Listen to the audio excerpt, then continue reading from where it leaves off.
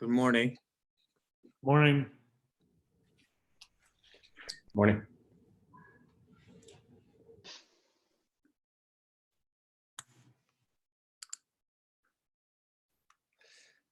Okay. We'll just give a minute or two for other. Good morning. Morning. Dr. Batterson, I just made you the host. Morning. Great, thanks. Okay, we'll just give a moment or two for people to join in. Okay. We'll just give a minute or two for other. Morning. Morning. Dr. Batterson, I just made you the host. Great, thanks. We are getting a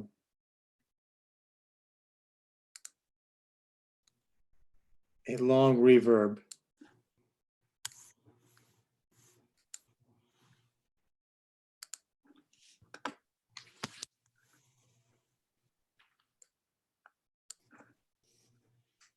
Chris, are you hearing me in real time? Yes, I am. The way that would happen is if somebody had the YouTube live also playing on their computer. So it must be panelists. That could be me.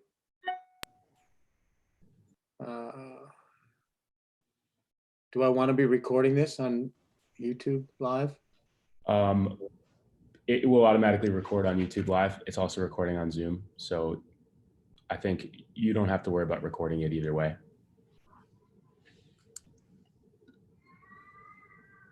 I'm going to stop cloud recording then. Okay. Good. So we have a few people who have joined in, and I just want to go over some of the protocols, rules, you could call them, because this is a webinar. It's a little bit different than our Zoom meetings, and there are different categories of how you can participate. So panelists who you now see on the screen can be seen and heard. And an attendee can ask a question by raising your hand. So you should see in the bottom of your screen an area there where it allows you to raise your hand. Can you try that? Let's see who's there. Kostas, are you there? Can you raise your hand and see if we can see you there? Great, okay. So Kostas, can you raise your hand?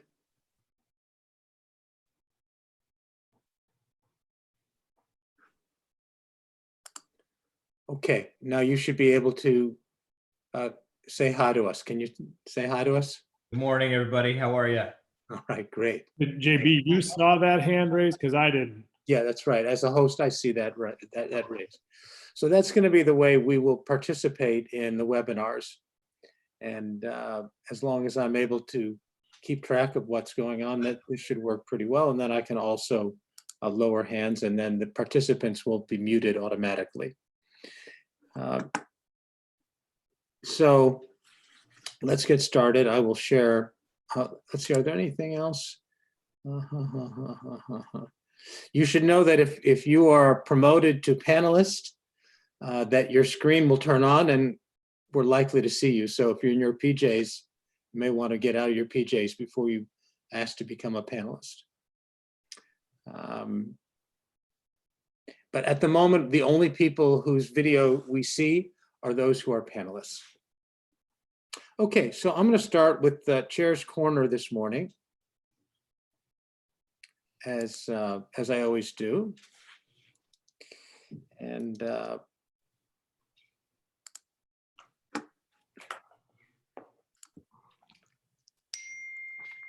you should now see my splash screen. Does everyone see that?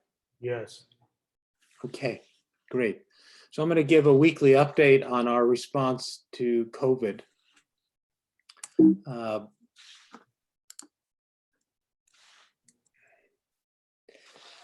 This is a slide that I presented at an international conference on April 4th. And at that time I showed, and you may have seen this last time as well, the headlines showing the death toll and the struggles we were having as that problem escalated. And these were the numbers from back then. And we saw that the deaths and admissions were on the rise. 10 days have passed and a lot has changed. This is the headline from this morning. Our death toll has gone from 3,000 to 10,000 in New York City. The mortality rate per capita is now the highest in the world, as far as we can tell. And an incredibly interesting and sad reality is that death from non-corona causes has doubled. And there are many reasons why this could be the case, but I want to share this quote from Tom Oxley and Jay Mako, who are putting together a paper on their own observations from stroke. Social distancing may reduce the risk of infection, but isolation and reluctance to visit a hospital during the pandemic may contribute to poor outcomes. This is not a literal quote, it's paraphrasing what they're saying, and this has been observed in Italy and other locations as well. So the impact is obviously far greater than what we're seeing in our own hospital. But things are improving. And so here's an update 10 days later. Here's what it looked like April 3rd. We were on the rise, and you can see there's been a distinct tapering and flattening of the curve. Follow up on the numbers from yesterday. 1,900 positive patients and 452 ICU patients. This is an incredible burden of very sick patients. I want to talk a little bit about mortalities today. That's not something we've spoken about until now.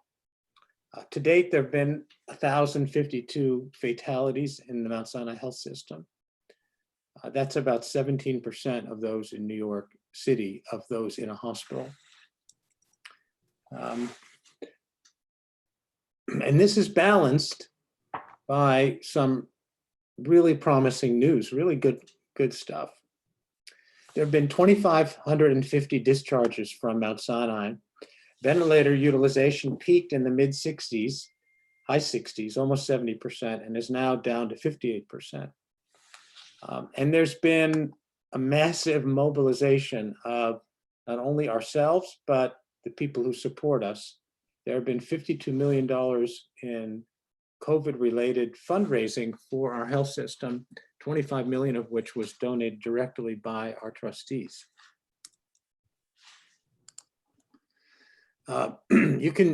Everyone has seen the outpouring of support from friends.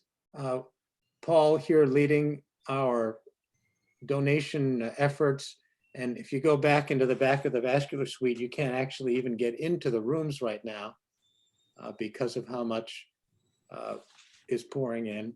And likewise, when I walked into my office yesterday, I had to navigate around all of these boxes that Leslie and her team are also organizing. I showed you what our incredible team in the ICU was doing last week, and this has continued and improved. Good rhythm. We discussed the way things are organized, the concept of communication, integration, decision-making, execution, and education, as well as the protection of people, and the intensity of care required by our patients. But things have started to get organized. And here you can see the transition from scribbling on the window to the printed forms that are now hanging there to help with organizing things. And the deployment and the initiation of an entire similar process at Mount Sinai West. Sadi's team had a chance to visit with them yesterday. And it was really impressive. Here you see John Liang, Con Margettis, Ernest Barthélemy, and the PAs and APPs. They've done not only what we're doing at Sinai, but really because of our experience in turning patients prone with spine surgeries and managing head and cervical trauma, they are actually now forming the lead for the MSW proning team. I think this is an incredible effort and really, really impressive. And there's Jacques there who also joined us yesterday. There's been progress at Mount Sinai Hospital in KCC 9. The morning sign out is now organized a little bit differently, with the outgoing team standing up, the ingoing team sitting down and writing, and a very rapid review of the cases. I do want to relay a story from yesterday. We had just gone through hearing about 7 patients who have to have been the sickest individuals you could ever have. And we got to the 8th patient, and the fellow who was signing out and said, and now I need to tell you about someone who's really sick. And I had to laugh because he had just described 7 patients who were sicker than anyone I've ever heard of before. Neha, even though she's been working night and day, has worked with her team to prepare a little bit of data that I want to share with you in KCC 9. So far, if you look at the dates between when we opened as an official unit and 4 days ago, there were 68 patients admitted, and 63 of those were intubated. Several did not require intubation. Since that time, there have been 17 extubations, a 27% rate of extubations. If you're going to get extubated, your mean time on a ventilator was 5 days. And as you can see, there will be changes to this information. The mortality rate in KCC 9 so far has been 22%. And in those patients, the time on the ventilator was less, describing a fulminant course of disease in some patients who don't make it. If you add the deaths and extubations and subtract some who are not intubated, there are 25 patients in the unit who are intubated. And so we don't know what our ultimate mortality rate is going to be. If everyone who's in there survives, our mortality rate will be 22%. If none survive, mortality rate would be as high as 84%. And I'm sure you've heard in the media now, that is the number that is being discussed, that 80% of patients are intubated. But we know that what comes out in the New York Times and other media may not be as up to date as our medical information. If half of the patients who are currently admitted to the ICU survived, our mortality rate would be 41%. And I will point out that even yesterday, 3 additional patients were extubated. So we don't know where we're going to fall between these 2 numbers, but obviously we're pushing for the lowest possible number with that team. In terms of benchmarking, there are a number of papers out there. This is the most recent from the United Kingdom's Intensive Care Audit Center. And at this point, they are showing a 66% mortality rate of someone who goes on a ventilator. So we will see what happens with our group here. So that's an update on where we stand with COVID. We're totally devoted to this at the moment, but we're already beginning our plans for re-entry back into non-COVID environment. This means that we're talking about a cold COVID pathway or green pathway in which patients will come through a different entrance and be passed up into our ORs and then into Annenberg 8, which at some point we believe will be a completely COVID-free unit for recovery. This will also apply to Annenberg 7 and 6. So we're planning on a COVID-free pathway that's going to get us the ability to treat our less than emergent or our urgent patients who have pain and disabling symptoms who need our help. And these patients are accumulating on an almost daily basis. I anticipate we're going to activate this in earnest in about 2 weeks. We're working on this now with multiple people throughout the hospital. But I wanted to ask a couple of people to comment. There's so much going on, so much excitement going on in terms of discovery and understanding. And Jay, in addition to running so many of our programs, has been working on this. He is going to give us a couple of comments. He also was operating the past couple of days, taking care of business like he always does. So I'm going to stop sharing my screen. Jay, if you'd be kind enough to raise your hand, then I can. There we go.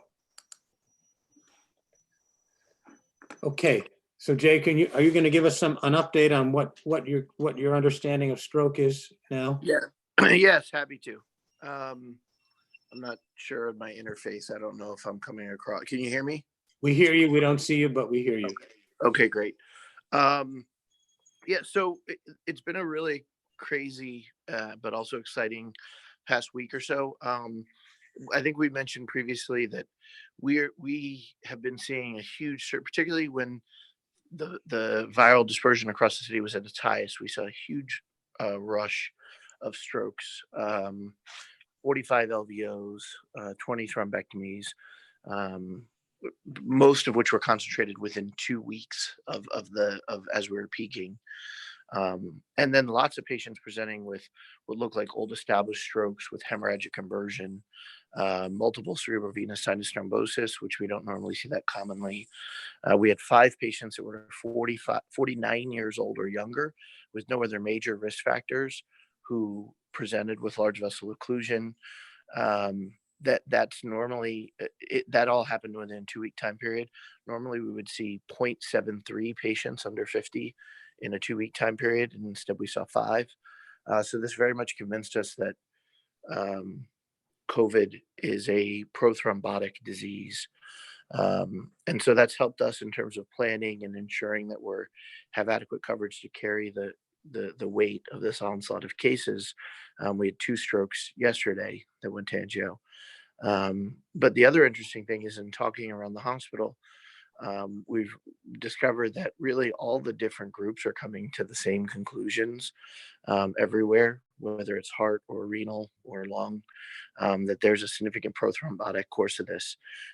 Many of you may have seen there was a push out over the weekend of a more aggressive anticoagulation paradigm that was fed by this conceptualization of this being a prothrombotic disease. It's really causing a lot of the issues, and in fact, the last 3 days we've been working over the weekend and the first 2 days of this week on developing a new protocol for use of tenecteplase for this disease. And as of about 11 o'clock last week, Genentech was going to send us drug. So hopefully today sometime we'll actually have the medication, and we've developed a protocol for tenecteplase followed by heparin infusion for early intubated patients that will hopefully make a difference. So it's been a crazy time, but there's definitely a broad acknowledgement that this is a prothrombotic disease, and perhaps this will help us get control of it to some degree. That's fantastic. It helps that you have such a big stroke program.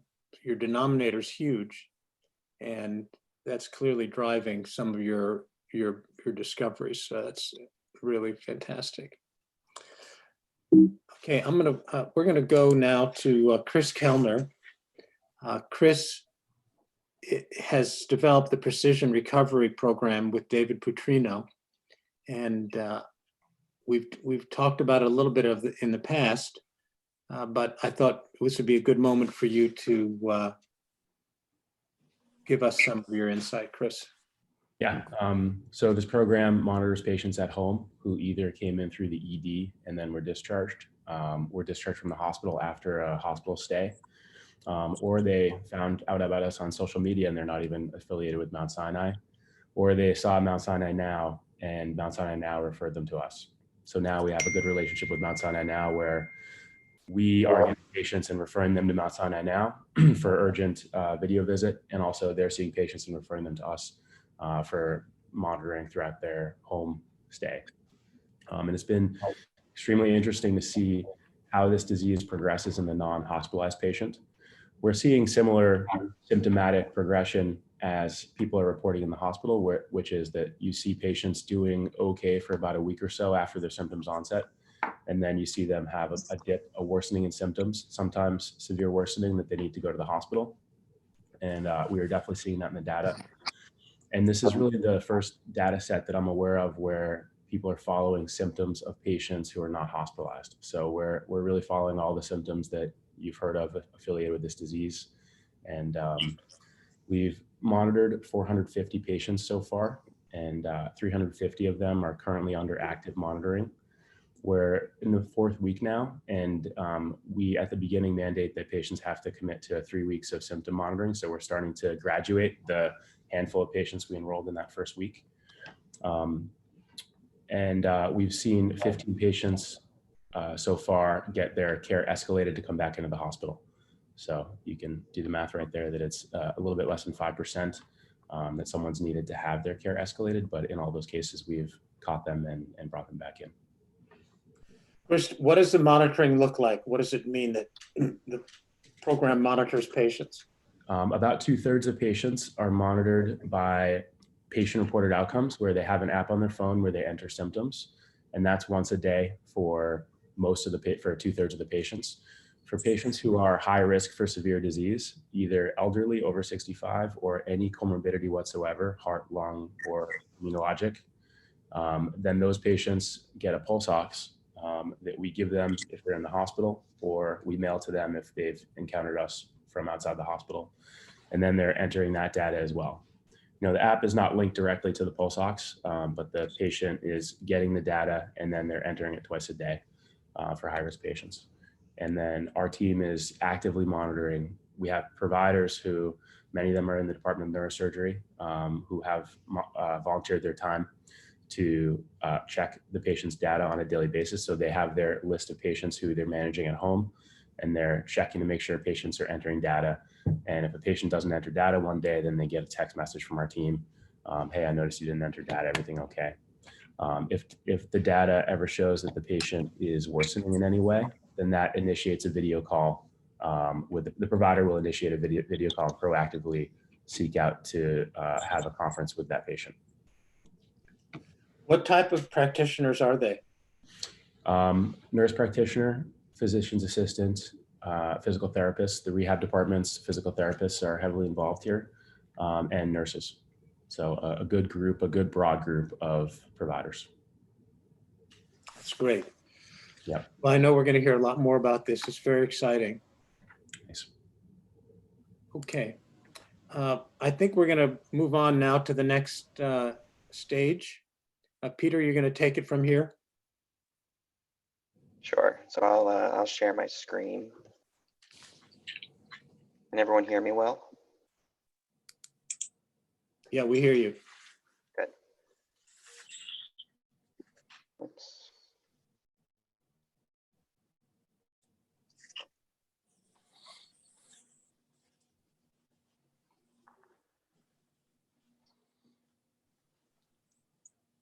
Okay, so can I have the residents just go ahead and raise their hands? Oh, by the way, this is our SANS review. Yeah, so Right. this is, we're going to do it. The We're going to do a couple You wanna just of go quick over the board review schedule? questions. Can you just repeat what the schedule for the rest of this morning would be? So we'll do a quick board review. I'll do about 5 minutes of SANS board review questions, and then Dr. Young is going to go ahead and present on his faculty performance evaluations. And then we'll follow in the second hour with a discussion of pediatric neurosurgery during the COVID pandemic with a couple of special guests whom I'll introduce at 8 o'clock. So if I can just have the residents all click on the raise hand function so you can jump to the top of my list and I can call on you.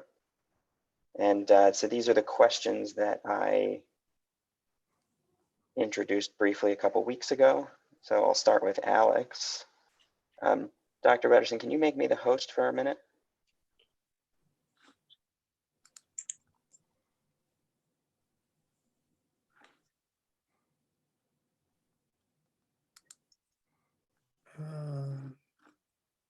I don't see that as an option while you're sharing the screen.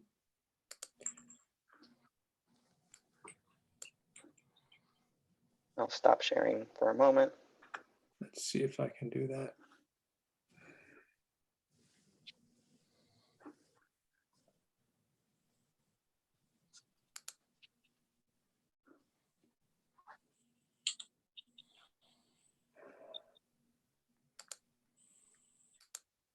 I actually don't even see how to do that. I apologize. Well, maybe Dr. Bederson can activate the residents. Yeah, okay. If there's a hand. That's probably the easiest. Okay, I'll go ahead and share. Okay, Alex is on board now. All right, so Alex, identify which ventricle the endoscope is currently in this figure, and then each of the anatomical structures starting with letter A.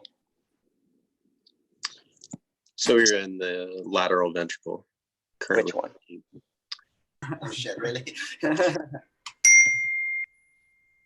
There are two lateral ventricles, so which one are we in? The right. Okay. And what is letter A? Letter A is the fornix. B? Is the mammillary body. Which one? The left. Good. C? C is the foramen of Monroe. That's fair. That could be accurate. If down on the floor of the ventricle, if that's sitting on the floor, what is that representing? What structure is behind that part of the floor? The membrane of locus. Also true, although that would be back here. So this is supposed to be the dorsum stella. Oh, okay. D? D is the choroid plexus. Good. E?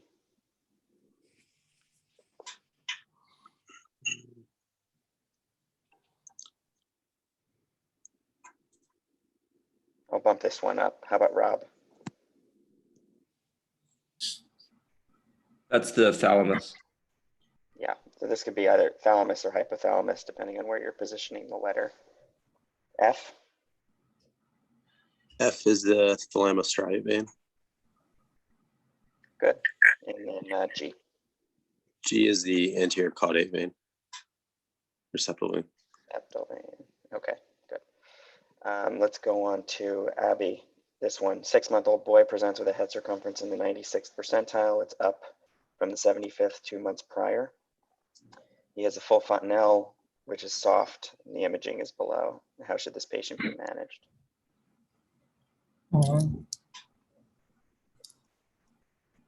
Right, so you see, can you hear me? Mm-hmm. Okay. So you can see this is a T2, MRI brain.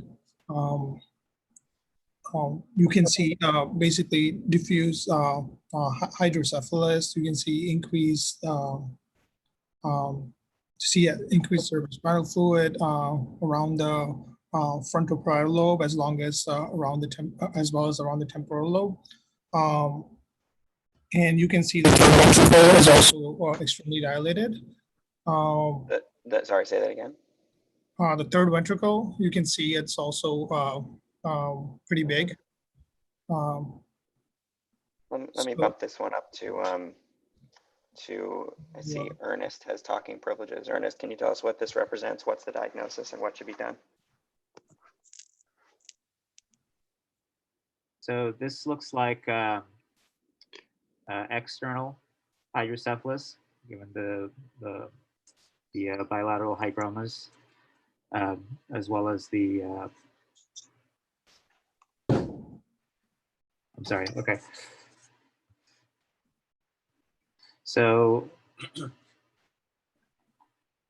let's see. 96 from 75th, 6 months old. I would treat him with a VP shunt. Robbie, any other opinion? Sorry, are you calling me? Mhm. This looks like benign external hydrocephalus. So I think this should be managed with observation. This is actually called benign enlarged subarachnoid spaces of infancy. These children can have macrocephaly. It's not typically severe macrocephaly. This child, I left out of the question, also happened to have parents with very large heads. So that would be a good hint that this was not actually clinical hydrocephalus. This patient should be managed with observation. Since we don't have a whole lot of time, I won't go into further depth, but I'll ask the residents to look it up after the conference. And then these are just the preview PEDS questions for a few weeks from now. So which of the following diagnoses best describes the pictured clinical anomaly? This is from a real patient.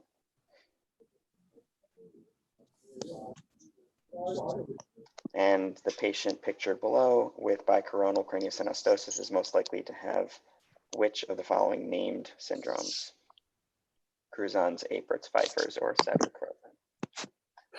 Okay, so I'm going to stop sharing my screen and introduce Dr. Ray Young, one of our neuro-oncologic surgical faculty, who will be presenting on the faculty performance evaluations that he has been spearheading. Great, I'm going to share my screen.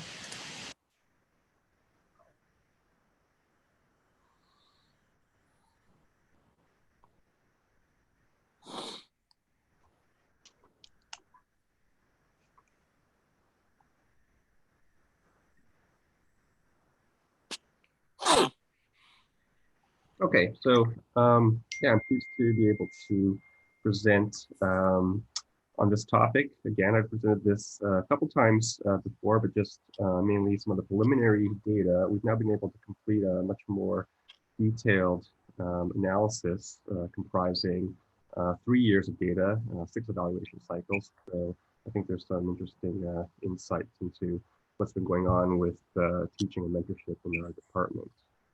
Ray, your audio is poor quality. Poor quality? Yeah, maybe you can speak a little closer to the microphone. Sure. How about now? That's a little better. Thank you. Okay. So we're going to just recap again about the actual survey instrument itself that we've been using here and its objective. Go over some of the trends in the data along with some analysis and discussing some development literature, and then onto sort of the future directions for this project. So again, about 3 years ago now, we selected a evaluation tool, which had the purpose of being something that was practical to use, relatively easy to complete, and relevant for faculty in multiple disciplines within our department across multiple sites in the health system. We wanted an evaluation tool that was able to actually provide actionable feedback, high quality feedback, in order to be able to use it in a way to improve teaching performance over time, identify areas of strength and weakness in the department's educational program, and ultimately to continually improve the quality and consistency of the learning environment here for our many, many trainees. So the name of the instrument itself is the System for Evaluation of Teaching Qualities. It's a 31 item survey, internationally validated, starting mainly in the Netherlands, but it's pretty widely used in Europe now. It addresses many of the recognized competencies of medical teaching that have been outlined by the ATGME. And so these competencies relate to learning climate, the professional attitude of faculty, creating a learner-centered environment, evaluating residents, providing feedback to the residents, as well as educating about aspects of professional practice. It's also designed to provide qualitative feedback to faculty directly. The methodology that we've developed over the last couple of years involves grouping the faculty into 5 sort of subgroups. The faculty at MSH, at MS West, and Morningside, and BI, Elmhurst, neurocritical care, as well as the neuroendovascular team. We've adapted the wording of the surveys to apply both to surgeons and non-surgical faculty. And we collect data every 6 months from all ACGME residents, all the pre-residency fellows, as well as post-residency fellows that have joined us for 1 or 2 or more years. The residents or trainees are asked to evaluate any attending that they've interacted with at least once a month for the past 6 months. So this is sort of a self-selected process. There are, other mechanisms to actually assign, the residents based on their case logs. But there are many trainees that are, in also non-surgical disciplines, and felt that self-selection is probably the best way to do this. There is a minimum of 4 completed surveys or 124 data points that are required to generate a full report. If the sufficient data points are not generated, then the data is pooled until the minimum number is exceeded, and then the report is released. After cycle 4, we instituted sort of minimum expectations for the summative score that the report generates. So the maximum possible is 220. 190 is considered the expectation of the department. 210 or higher is considered to be in the realm of teaching excellence. And we also have included faculty self-evaluations of the system for comparison, which were completed after cycle 2 and cycle 6 of the evaluation. So this is just a snapshot of the individualized faculty report that each faculty receives after every cycle of evaluation, if enough data is generated. We see that there are the raw scores in the red box here for the last 3 data cycles by survey item. And because these don't really provide that much meaning, if you don't really understand the departmental averages for each item, we provide also a Z-score in the blue box, which is a representation of how far or above or below the average for the department that faculty's score is. So in terms of the number of reports generated based on the number of surveys we've collected, it's been pretty steady over the past 6 cycles. The number of surveys here is at the top that are completed, so ranging between 100 and more than 200 surveys each cycle completed. And the output in terms of generated complete reports is sort of around 20 reports each cycle. And then the remaining reports are partial reports that are pooled until enough data is collected. You can see that there is some fluctuation.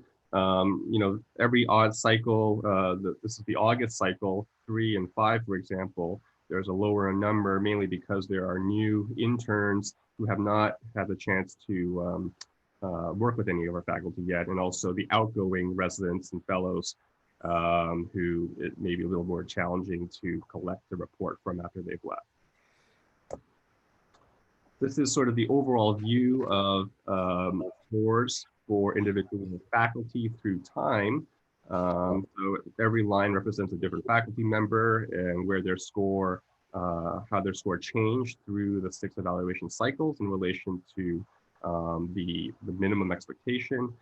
We see that overall, it's pretty clear that there's been improvement with now, quite a few faculty, very few faculty, I would say, under the minimum expectation.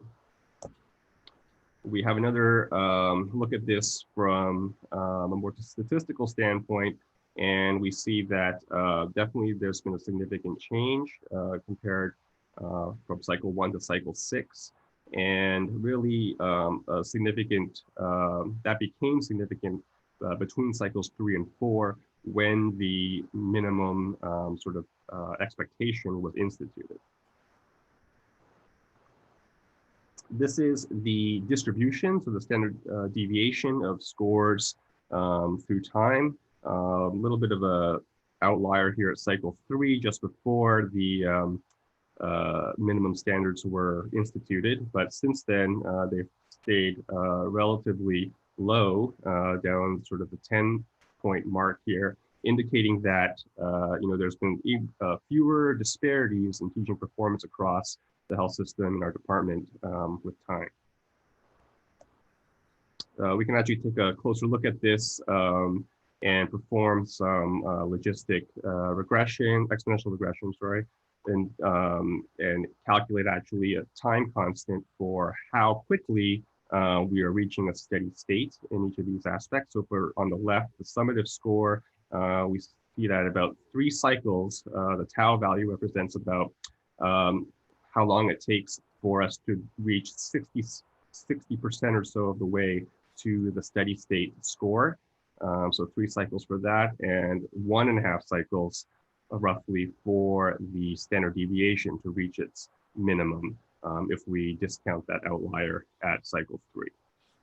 So I'll compare this to literature a little bit. We have another way also of looking at disparity in the department. This is counting the number of items on the survey in which a faculty scores below a z-score of -1. And again, looking at the data this way, we also see significant improvements through time in the number of underperforming areas. Then we can do analysis by survey item. And so this is a plot of each survey item, each line representing an item on the survey through time. So most of the items, except for one, is scored on a 7-point Likert scale. And we can see that from 1 through 6 evaluation cycle, all scores are now really within the 6 to 7 range for department mean. And this is the global scale, which is out of 10, and that's also seen some uptrending through time. And then again, survey item standard deviation has been decreasing in general. And we can actually look at this more closely by normalizing all of those standard deviations to the same scale, and then kind of looking at the area under the curve for each item.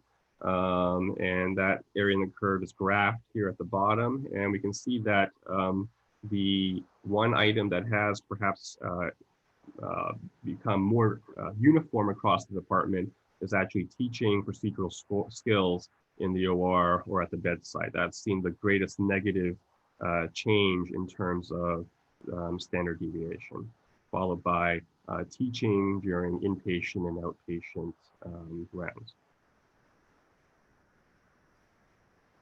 And we've now been able to perform sort of a look at all the predictors of improvement from cycle to cycle. And I presented some partial data in previous iterations of this, but over all 6 cycles now, we've kind of have confirmatory evidence that it's really evaluation of specialty knowledge of the residents and providing them with corrective feedback that most strongly correlates with the degree to which the summative score changes or improves. So those two are really what seem to predict improvement. This is a look at the effect of training engagement. So As I mentioned before, it takes a minimum of 124 data points for an item per cycle to be, for the survey per cycle to be, progress report to be generated. That's indicated here by the red dotted line.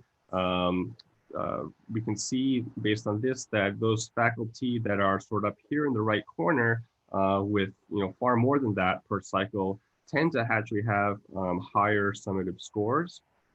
Also on the lower end, those with very few and perhaps not that much trainee contact, also there tends to be a lack of lower scores there, mainly because maybe the trainee doesn't really have enough exposure to that faculty.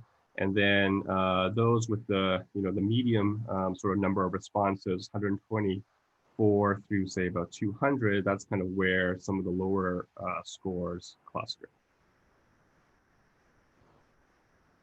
In terms of qualitative feedback provided by the surveys, so on the left here, I've binned faculty surveys according to summative score and looked at the number of constructive comments that were provided on each of those reports.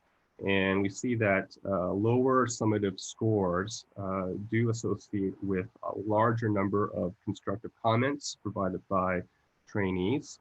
And this is statistically significant comparing, say, the less than 190 scoring reports to the top scoring reports. And then if we look at it the other way in terms of looking at the number of constructive comments provided on the reports, there's a statistically significant difference between the scores, looking at the surveys by the number of reports provided. And then we can look at the effect of this qualitative feedback. So this is number of constructive comments provided on the bottom, and this is the change in the summative score of that faculty in the following evaluation period. This was not statistically significant in terms of the mean change in the score, but looking at these distributions, I think there definitely is a trend in that those with the larger number of constructive comments being received, there tends to be a population of faculty that does improve, and maybe another smaller subset that actually takes that in a negative light, and there may be some drop in the summative score.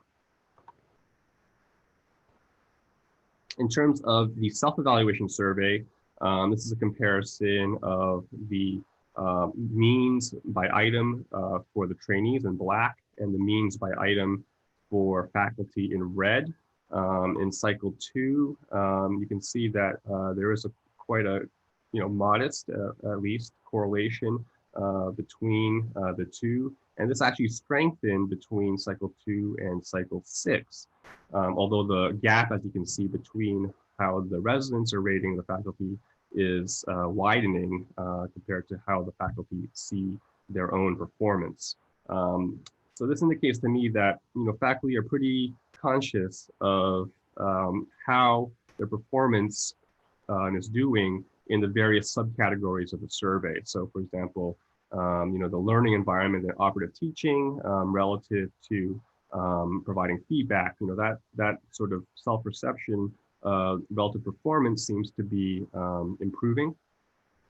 On the other hand, this is a correlation between individual scores, so faculty scoring themselves and where the trainee scores the faculty in every item on the survey. And that correlation actually weakened, interestingly, from cycle 2 to cycle 6. Cycle 2, there being quite a modest to strong correlation. Cycle 6, really no correlation at all. And this, to me, it can be interpreted as faculty not really having a very good sense of where their performance may lie in relation to other faculty in the department. And then this is the survey included with the cycle 6 self-evaluation among faculty relating to the satisfaction in role as an educator, mentor, or role model. And in general, it seems that faculty feel that this process has actually increased their satisfaction with teaching in our department, which is an encouraging sign. And here we were looking at sort of some of orthogonal or other ways of validating the effect of this evaluation process that we've instituted. So I'm still collecting some of this data and analyzing it, but we do see a trend of increasing scores by the ACGME residents on the primary examination, looking before the survey was instituted till to now, but the data still needs further analysis. This is the actual ACGME resident survey itself that's produced, collected and produced and distributed by the ACGME. And we see that there was a spike in the scores on that survey around the time where we instituted this instrument in our department. This is the differential with the national average. So this spike it was actually very, very significant, I think, 0.7 points above the national average for all residency programs. And then this is the faculty survey. So a little bit more modest in terms of scoring compared to the national average. But in general, we're seeing a spike around the time that the survey was started in terms of satisfaction with our faculty development processes in the department, interest in educating the residents, and satisfaction with the quality of the feedback being gathered. And this is the multivariate analysis, looking at the dependent variable, which is average summative score over all evaluation cycles in being in the top half of all faculty. And then the predictors are attending characteristics, as listed here on the left. Nothing really came out as statistically significant. However, there were some modest trends, perhaps, in, for example, senior rank predicting a slightly lower score compared to assistant professors in the department. And then also site of MSH predicting slightly higher scores. And this may relate or be confounded by the count in terms of a number of responses being received. So these faculty may have greater exposure to residents. So just to quickly go through some of the key literature on this that's out there. This instrument, as I mentioned, has been widely used in Europe. So a lot of studies have been conducted with it. These are mostly sort of cross-sectional surveys looking at just a few cycles of evaluation, certainly not 6 that we actually have data for. This is the probably the largest one, comprising 900 residents evaluating 900 faculty across 2 evaluation cycles. They found that there was improvement judged over time from cycle 1 through cycle 2, although the gains in performance seem to lessen through time, as we have found. And they suggest that this may be because trainees are becoming more critical through time of the faculty. They also found that the number of constructive comments was associated with sustained improvement in the scores. This is an interesting qualitative study looking at sort of ideal characteristics of an evaluation system. And I think this echoes a lot of the same comments that I've received from our faculty about this process. Ideally, the feedback that faculty receive is frequent and regular. It's also ideally timely and tied to specific learning encounters if possible, although this does have to be balanced against respecting the anonymity of the responding trainees, which is highly valued according to the literature and of course our own trainees. Ideally, the system's also representative, and this relates to there being sufficient number of pooled responses for the quantitative measures to be actually valid. Faculty want narrative and actionable comments, and related to expected competencies. I think there is some work to be done here. And then also there is a desire for there to be some sort of peer or expert feedback or mentorship on performance, which this instrument does not provide. So I, in the past, have sort of made some comments about different tools that faculty might use to help improve teaching in the operating room, for example. I think this time I'm going to focus a little bit more about what the residents can do based on this evidence in terms of the importance of providing that narrative feedback.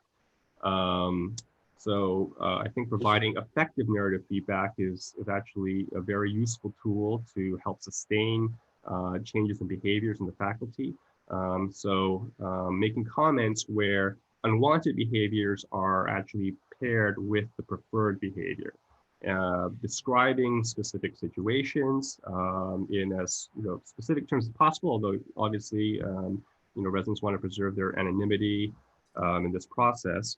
And then describing what the resident expects to gain out of that change in behavior, so that the faculty knows what is the point really of the behavior change. So this is just some examples directly from some of our reports that we've seen in terms of comments. So the resident says, be more approachable about discussing cases. This would be more helpful if instead, there would be something like this where the resident says, I often have a difficult time getting in touch with so-and-so faculty the night before or in the morning prior to starting the case. It would be great to discuss the surgical indications, the plan, my role in the case beforehand. This way, I'm more likely to recognize and focus on the skills and knowledge that I need to improve on. So you can see kind of that's a little bit more helpful to faculty in adjusting their teaching behavior and tailoring that to the needs of the resident. And then another example here, the resident says, teach more of the OR. So this would be more helpful if it's worded like this. Faculty often takes over the procedure from the resident prematurely. It would be great if Dr. X would allow me to be the primary until I begin to struggle, try to coach me through the problem, and then take over if necessary while providing more constructive criticism. This way, I'll learn more quickly how to correct what I'm doing wrong. Ray? And then just a final word here on some of the kinetics that other studies have found. This is not the same instrument that we're using, but a much simpler 7-item instrument. But I think this study was valuable in showing that the kinetics of how quickly change occurs. They administered this simple survey over 11 cycles of evaluation, 5.5 years.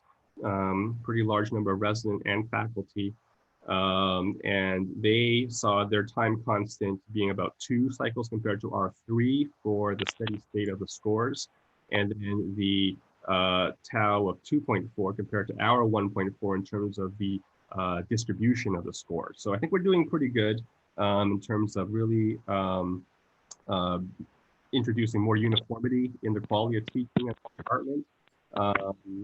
We also have a bit of a smaller sample size than them, but I think this is pretty comparable. They also introduced some orthogonal sort of validation measures, comparing their scoring system to sort of a poll of who are the best and the worst teachers in the department. It seemed to match up with the scores pretty well. They also noticed that senior residents and junior residents may be scoring things a little bit differently.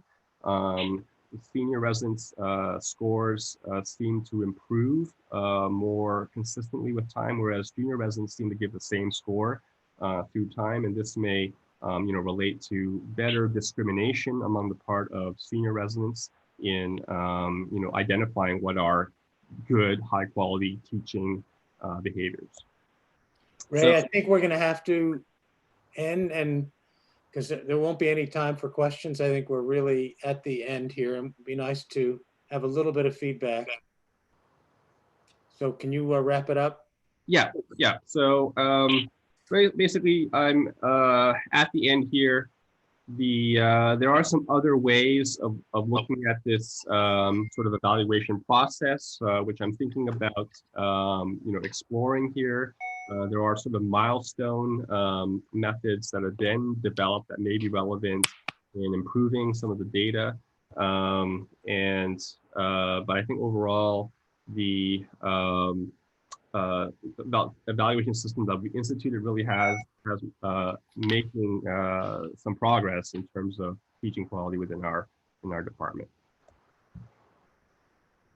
Okay, great. Thank you. Be nice to have some time for comments or questions. Peter, do we have time for a couple of questions? I think if we take a minute or two.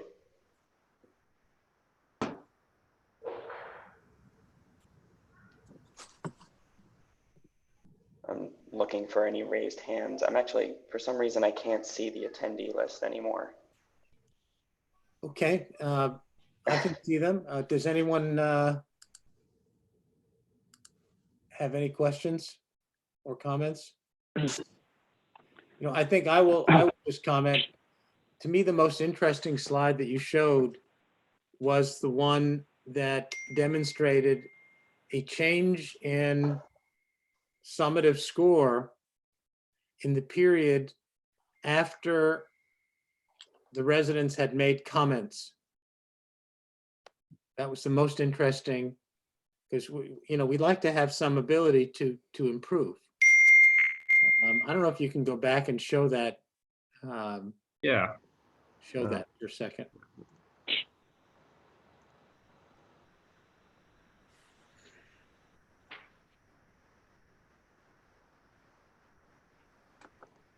That one, yeah. Yeah. 20, slide 20. So can you just oops.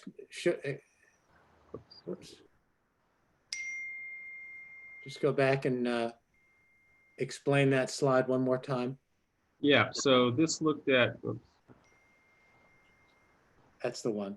Yeah, that's the one here. So, so this is based on the number of constructive comments received in the report, the individual report. And those are binned here, so 0, 1, 2, or 3 or more. And then looking at how in the following cycle, the immediately following cycle of evaluation, how much the score changed, whether improved or went down. And the widest distribution here seems to be in the number 3 or more constructive comments. Great, thank you. So what that means is that this, and you can stop sharing your screen now. There are really two types of measures in this whole process. One is the grade, and that's the summative score. But the comments are where the attendings learn. So it's kind of an interesting reversal of this process. We're trying to gauge how well we teach and how effective the teaching is. But in order for this to work, we have to be taught by the residents. And the teaching comes in the form of those comments. So I think the more we can strengthen that process of real meaningful feedback from the residents, I think the better the whole experience for everyone will be. Well, as you know, I think this is a wonderful project, and I'm looking forward to seeing you publish these results and to continue to improve what we're doing. But with that, I guess we're going to turn it back to Peter to move on to the next hour. Right, so I'm going to go ahead and introduce our next hour of discussion. We are pleased to welcome a number of pediatric neurosurgeons from New York and elsewhere to this discussion, and we have 2 featured speakers. So I'll start by introducing the speakers, and then I'll just mention the others who are on the call. So Dr. Ogeman will be our first speaker. Jeff Ogeman is currently Surgeon-in-Chief and Senior Vice President at Seattle Children's